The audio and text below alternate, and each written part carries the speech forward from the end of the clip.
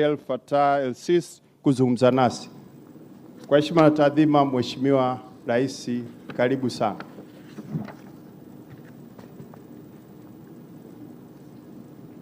Mheshimiwa Abdel Fattah el-Sisi, Rais wa Jamhuri ya Kiarabu ya Misri, waheshimiwa mawaziri kutoka Tanzania na Misri mliopo hapa, maafisa waandamizi wa serikali zetu mbili mliopo hapa, ndugu wanahabari, mabibi na mabwana, habari za mchana, kazi na utu. Hivi leo ndugu zangu, tumebarikiwa kuwa na ugeni mkubwa na mzito wa kaka yangu Mheshimiwa Abdel Fattah el-Sisi, Rais wa Jamhuri ya Kiarabu wa Misri, ambaye amekuja nchini kwa ziara ya kitaifa akiambatana na ujumbe wa wafanyabiashara na wawekezaji. Kwa hakika mimi pamoja na Watanzania wote tumeupokea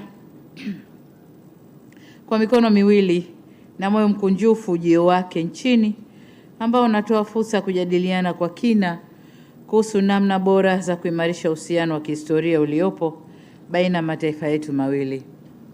Baadhi yenu mtakumbuka hii sio mara ya kwanza kwa Mheshimiwa Rais el-Sisi kuja Tanzania. Alitutembelea mwaka 2017. Hiki ni kielelezo tosha cha uhusiano mzuri wa kidugu na wa kirafiki kati ya mataifa yetu mawili. Kwa msingi huo, ninaamini na nina matumaini makubwa kwa ziara hii itakuwa na manufaa makubwa kwa nchi zetu mbili. Na kwa sababu alishakuja mara mbili, mimi nilikwenda mara moja mwaka 2021 na leo amenialika tena niende, na tumekubaliana kwa wakati muafaka tutafanya ziara huko. Ndugu wanahabari, kama mnavyofahamu, Tanzania na Misri ni nchi rafiki na washirika wa karibu. Urafiki na uhusiano wetu umekuweko hata kabla ya ukoloni, pale ambapo wafanyabiashara wa Misri walikuwa wakija kwenye maeneo ya pwani ya Afrika Mashariki.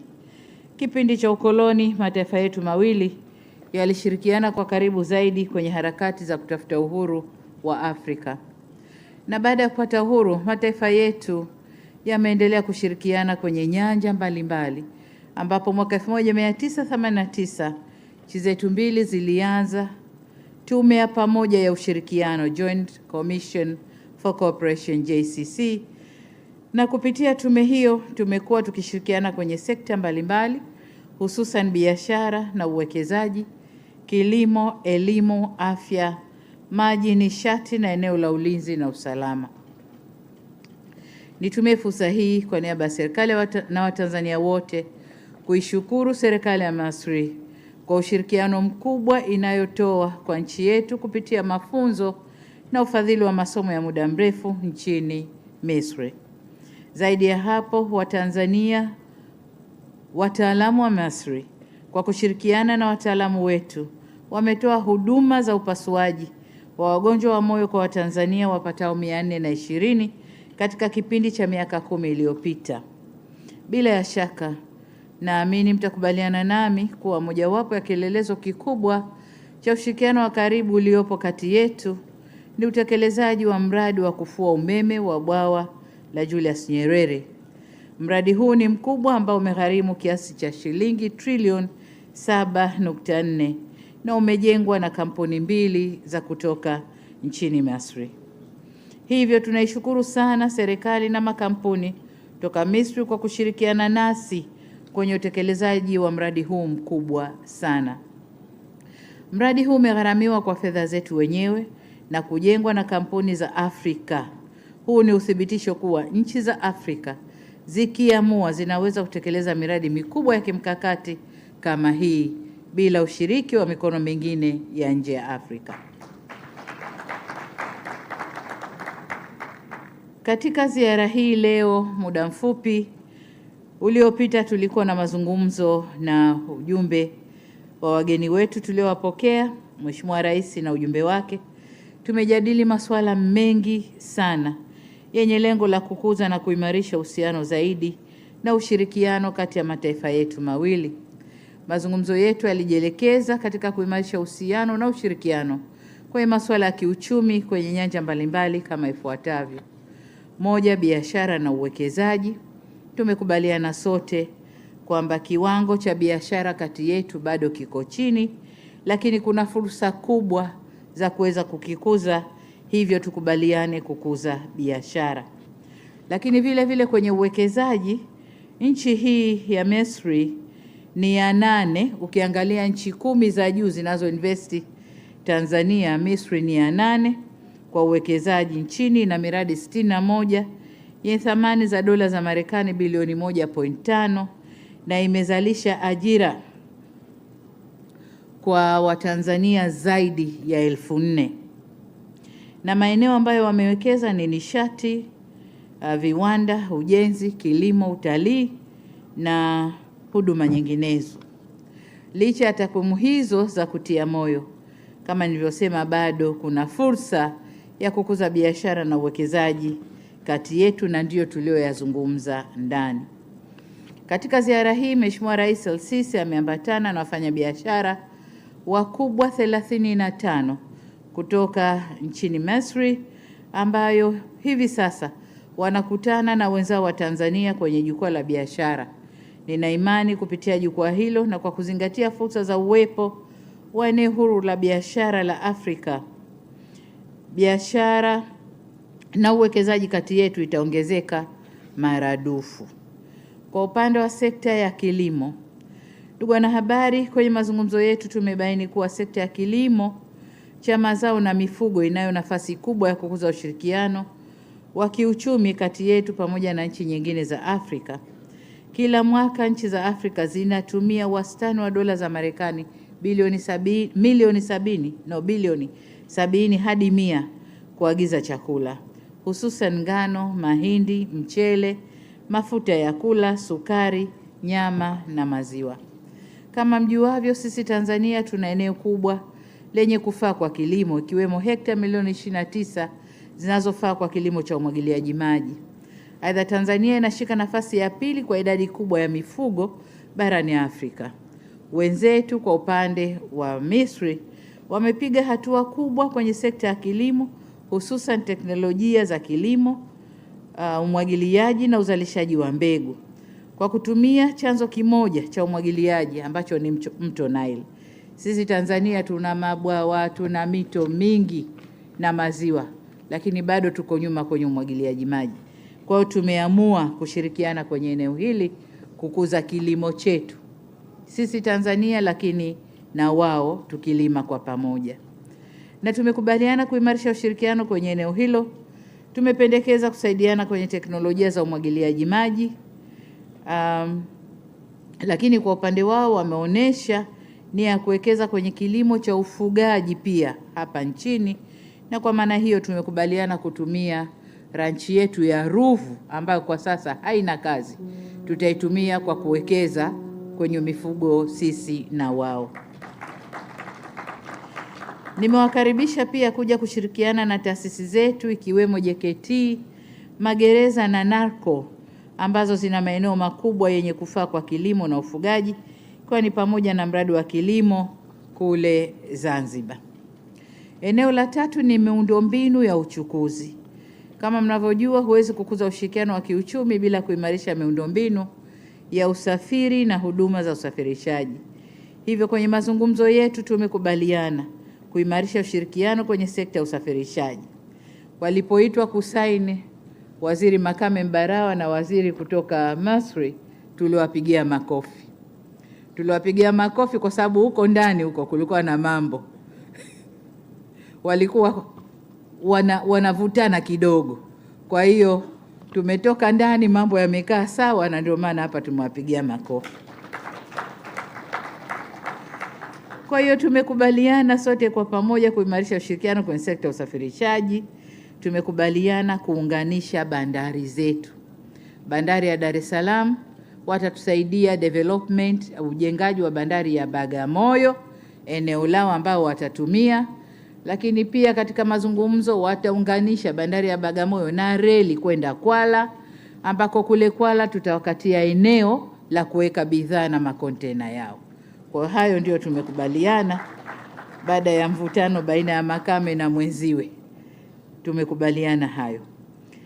Tumejadiliana na kukubaliana kwamba Egypt Air inakuja mara 3 sasa hivi kwa wiki ndani ya Tanzania. Vivyo hivyo ATC nayo ijiandae kutoa huduma kama hiyo kuelekea miji kule nchini Egypt. Sambamba na hayo, tumehamasisha kuendelea kwa majadiliano kuhusu kuanzishwa ushirikiano kwenye usafiri wa baharini, kama nilivyosema, kwa kuunganisha bandari zetu Dar es Salaam, Bagamoyo, Sofaga na bandari nyingine kule Misri. Hatua hii itarahisisha usafirishaji wa bidhaa kati ya Tanzania na Misri na vile vile kufungua fursa za masoko za bidhaa za Misri kwa nchi za kusini mwa Afrika pamoja na bidhaa za Tanzania kuingia kwenye eneo la Ghuba. Hiyo ni hatua kubwa sana tukiweza kufika hapo. Tumewakaribisha pia kushiriki kwenye utekelezaji wa miradi mbalimbali nchini, hususan kama nilivyosema, bandari na reli, lakini barabara, madaraja, real estate, ujenzi wa majumba na mambo kama hayo. Masuala mengine ya ushirikiano, tumeangalia maeneo ya kuimarisha ushirikiano kama afya na elimu. Nako tumezungumza mengi, tumekubaliana mengi, lakini wametupa pia ahadi, ikitupendeza wako tayari kujenga hospitali mpya na kuiweka vifaa vyote ikitupendeza. Sasa nani anapewa ofa hiyo anakataa? Tutaendelea na mazungumzo kuona hilo nalo linafanyika. Kama nilivyogusia awali, kwa miaka mingi Misri inasifika kwa maendeleo ya sayansi na teknolojia. Ndio maana mpaka leo bado dunia inajiuliza kwa namna gani wa Misri waliweza kujenga pyramids. Ni kwa sababu toka huko asili yao hawa ni watu wa sayansi na teknolojia. Bila sayansi pyramids zile zingeisha bomoka, zingeisha sambaratika, lakini kwa sayansi yao kubwa walioitumia, pyramids zile they are still there na ziko nzuri, tunazitumia. Hivyo kwa mazungumzo yetu nimemweleza Mheshimiwa Rais Sisi kuwa jitihada za kuinua masuala ya sayansi na teknolojia nchini zimeendelea. Tumezindua mifuko kadhaa ya kusomesha watu wetu, ikiwemo Samia Extended Scholarship Program. Nimemuomba tuunge mkono kwenye hili, tusomeshe watu wengi kwenye field za sayansi, cybercrime, AI, ICT na mambo mengine, na amekubali hilo. Zaidi ya hayo, tulizungumza swala la kusaidiana kujenga ujuzi na ubobezi kwa wataalamu wetu, hususan kwenye magonjwa ya moyo, figo, kansa na kadhalika. Yote yamekubali. Aidha, tumekubaliana kuendelea kushirikiana kwenye sekta ya maji, ambapo sisi Tanzania tuna jukumu na wajibu wa kuhakikisha tunatumia vyema maji ya Ziwa Victoria na kuto kusababisha athari ya mtiririko wa maji yanayokwenda mto Nile ili kuingia kwao kwa matumizi. Nasi tumebeba dhima hiyo kwamba tutalinda Lake Victoria na kuhakikisha mtiririko wa maji unakwenda vizuri. Tutajenga mazingira mazuri ili maji yale yasiwe yana kiwango cha kupungua, yatiririke vizuri. Sambamba na hayo, kama mnavyojua, Tanzania na Misri zipo kwenye maeneo ya kimkakati yanayounganisha bahari za Hindi, Mediterranean na Shamu, bahari ya Shamu. Kwa mantiki hiyo, maeneo hayo yamekuwa yakikabiliwa na changamoto mbalimbali za kiusalama, ikiwemo ugaidi, uharamia, uvuvi haramu na makosa mengine ya kimataifa. Hivyo tumekubaliana kuimarisha ushirikiano wa vyombo vyetu vya ulinzi na usalama ili kukabiliana na changamoto hizo. Masuala ya kimataifa, kama mnavyoelewa, sisi mataifa mawili wote ni wanachama wa Umoja wa Afrika, wanachama wa nchi zisizofungamana na upande wowote, wanachama wa Umoja wa Mataifa na pia wanachama wa nchi za Maziwa Makuu. Hivyo tumekubaliana kushirikiana vyema katika nyanja hizo na vile vile kuendeleza majadiliano ya bonde la mto Nile ili kufikia muafaka kuhusu matumizi bora na endelevu ya maji ya mto huo. Tumesisitiza kuwa mto Nile haupaswi kuwa chanzo cha migogoro, bali chombo cha kushirikiana na kuleta ustawi wa maendeleo kwa nchi zinazozunguka bonde hilo. Nimetumia fursa hiyo kumweleza Mheshimiwa Rais El-Sisi kuhusu dhamira ya Tanzania kuwania nafasi ya ujumbe usio wa kudumu wa Baraza la Usalama la Umoja wa Mataifa kwa mwaka 2029-30 na kuomba taifa la Misri litunge mkono, na wamekubali hivyo.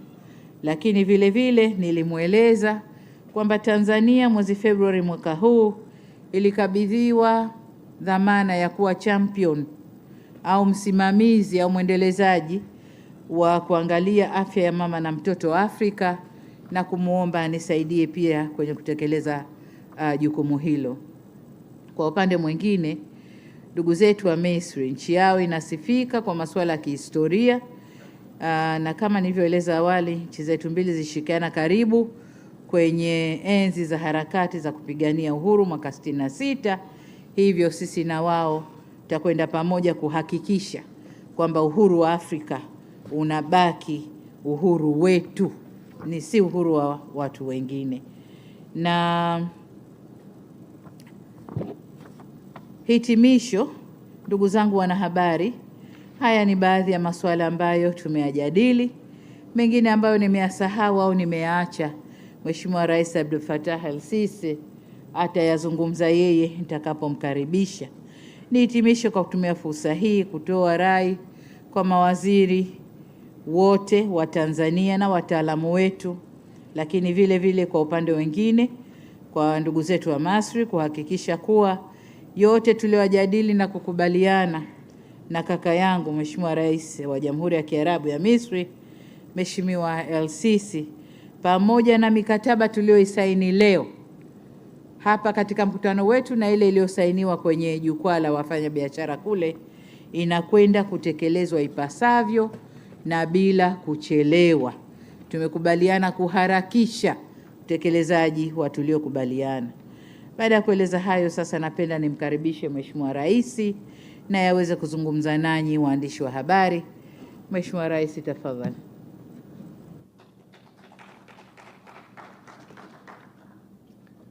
بسم الله الرحمن الرحيم. تحياتي لوسائل الإعلام، واسمحي لي فخامة الرئيسة دكتورة سامية سلوحو حسن رئيس جمهورية تنزانيا المتحدة الشقيقة، اسمحي لي أن أنا أدعوك الشقيقة الفاضلة دكتورة سامية كل التقدير والاحترام والاعتزاز بشخصكم وكل الدعم من أشقائكم في مصر. Mnapata sapoti yote kutoka kwa ndugu zenu wa Misri. Ndugu zangu, kwanza naelezea furaha yangu kwa kuwepo hapa mjini kwenu, na nashukuru sana namshukuru sana Rais Samia Suluhu Hassan kwa makaribisho haya ya ukarimu. Natumia tukio hili kuelezea heshima yangu kubwa kwa mahusiano ambayo yanaikusanya Tanzania na Misri, kwa mahusiano ya kihistoria, na mahusiano haya ni ya kuheshimiana na kusaidiana kwa nyanja nyingi. Mabwana na mabibi, watu wote tunatambua jinsi gani kuna viunganisho bora kati ya Tanzania na Misri ambazo zipo katika kipindi kirefu sana, na kuna mshirikiano wa kijamii, na ushirika huu wa kimkakati umefaulu kati ya miji miwili. Kwa kweli makusudi yetu ya kisiasa yamefaulu katika kuendeleza mashirikiano kati ya miji miwili yetu mpaka kufikia miaka mitatu iliyopita, katika makubaliano ya pande mbili na katika mashirikiano ya kisiasa, na kuweka mitazamo karibu na kuwa na misimamo inayofanana katika masuala ya kikanda na ya kiulimwengu. Tumezungumza pamoja na Mheshimiwa Rais na tumezungumza mazungumzo ya pande mbili muhimu ambayo yanaonyesha kusudio letu la kuweka ushirikiano mzuri kati ya miji miwili katika nyanja mbili tofauti, ili kuweza kutumia uwezo wetu ya kutumikia wananchi wetu wa nchi mbili.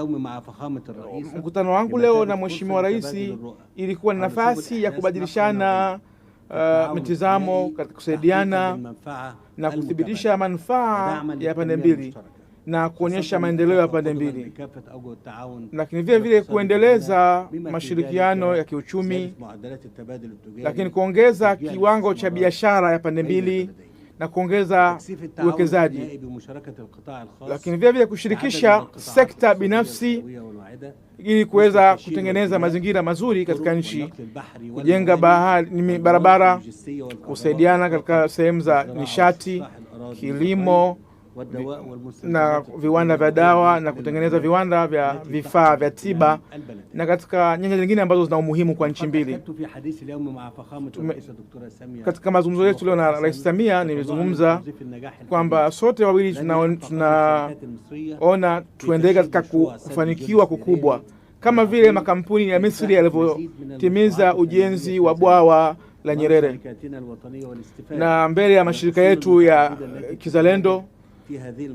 Na katika hatua hii kuna miradi mingi ambayo inafanyika ardhi ya Tanzania, lakini vile vile katika uzoefu ambao tumeupata wa kuonyesha uwezo wetu katika kufanya kazi za pamoja na kuleta maendeleo na kuongeza ushirikiano wetu katika kiwango kikubwa. Ili kufikia lengo hili lazima tulete utaalamu wa Misri na kuongeza programu za kupeana uzoefu na kuwaweka maafisa wa Tanzania kuwa na uzoefu katika mambo kadhaa. Na hili tutatumia uwezo wetu wote kama wa Misri ili kulithibitisha. Lakini vile vile tumeona kuna fursa ya kuanza kuwekeza katika kilimo, lakini vile vile kuweza kuitikia mahitaji ya nchi mbili pamoja na kuweza kupanua miradi yetu katika hatua kadhaa ambazo zitaelekea hatua mzuri zaidi. Lakini vile tumeelezea jinsi tulivyojiandaa katika kupanua miradi ya bandari, ikiwemo bandari ya Dar es Salaam, lakini vile bandari zingine, na kuwekeza katika mambo ya logistic, lakini vile vile kuunganisha nchi zingine Tanzania, lakini vile vile kuleta ushirikiano wa usafiriji wa bahari kati ya Misri na Dar es Salaam, Cairo na Dar es Salaam. Lakini vile vile tutaweka miradi mingi sana ya kimaendeleo ya pande mbili. Mabwana na mabibi, nimemuelezea Mheshimiwa Rais kuhusu misimamo ya Misri kuelekea masuala kadhaa, hasa masuala ya kikanda na ya kimataifa ambayo yana maslahi ya nchi mbili. Lakini Misri inapongeza msimamo wa Tanzania ambao yuko very positive katika kutekeleza ushirikiano na Misri. Vile vile tulizungumzia masuala kadhaa ya kikanda na ya kimataifa ambayo yana muhimu kwa pande mbili, ikiwemo masuala ya Mashariki ya Kati, pembe ya Afrika na Red Sea. Lakini vile vile tumekubaliana katika swala zima la kupangilia mambo kati ya miji mbili katika masuala yote ambayo yana maslahi yenye kushirikiana. Mheshimiwa Rais, nimefurahi sana kukutana na nyinyi leo na nategemea kuwepo ushirikiano wa kuendelea kati ya miji miwili kwa ajili ya maslahi ya miji yetu na bara la Afrika kwa ujumla. Na natamani kwa nchi hii mzuri ya Tanzania ipate heri zote na utulivu. Na kwa mara nyingine tena na kushukuru sana kwa mapokezi mema na kunipokea vizuri. Shukrani sana.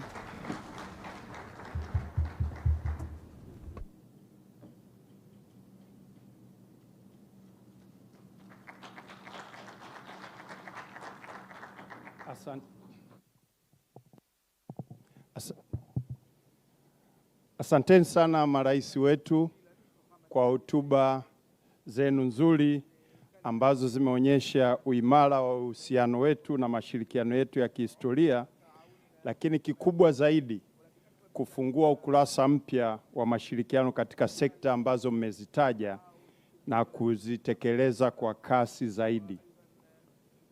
Waheshimiwa marais, ndugu wanahabari, asanteni kwa kushiriki katika mkutano huu. Huu ndio unakuwa mwisho wa mkutano wetu na waandishi wa habari. Na sasa Mheshimiwa Rais, tunakuomba uweze kumwongoza mgeni wako kuelekea kwenye dhifa ya chakula cha mchana.